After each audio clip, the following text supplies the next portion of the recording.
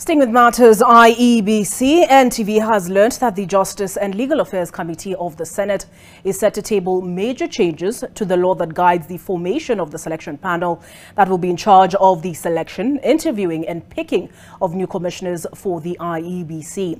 The committee's report is proposing to give the majority Kenya Kwanza coalition the upper hand in parliamentary nominations while adding an extra slot to the political parties liaison committee, contrary to the legislation passed in December of 2022 by the National Assembly. NTV's Sydney Chazima with the details. Gears up for the special sitting Thursday. Details from the report set to be tabled by the Justice and Legal Affairs Committee have put to light some changes that may put the two houses of parliament on a collision path. One bone of contention is the number of slots allocated to the political parties liaison committee. All the 80 plus political parties have only been given one slot out of the 7 slots on that selection panel. It tells you that there is somebody somewhere who would want to have pliant people on that selection panel that will ensure they give him a pliant commission in 2027. NTV has now learnt that Senate's Justice and Legal Affairs Committee, headed by Bomet Senator Hilary Sigei, is proposing to allocate one more slot to the political parties liaison committee, which had earlier been given one slot.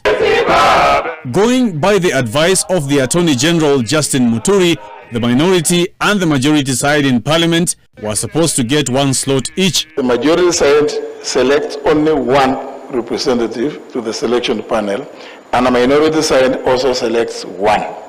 So that nobody, because as you know, the elections in Kenya are extremely, the way we have made it is like it's the end of the world. So that nobody claims that they are being shortchanged. Contrary to Muturi's advice, the report is seeking to remove one slot from the Parliamentary Service Commission. This proposal now means that the Kenya Kwanza Alliance, which is the majority, will get the only slot allocated. This also means that the Interreligious Council now has one extra slot than Parliament, an issue that appears not to bode well with the political class. We have respect for the churches. The churches have 2 slots.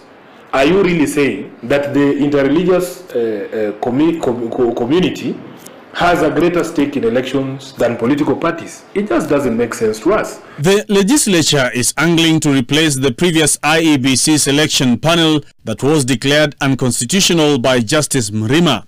Late last year, the National Assembly approved proposals that meant the Parliamentary Service and the Interreligious Council have 2 slots, while the Public Service Commission, the Law Society of Kenya and the Political Parties Liaison Committee each got 1 slot. Members of the opposing Azimio One Kenya Alliance walked out of the National Assembly before the motion moved by Majority Leader Kimani Ichung'wah was approved. Should the Senate reverse the bill on Thursday, the reconstitution of the IEBC will face an unprecedented delay. Sydney Chazima, NTV.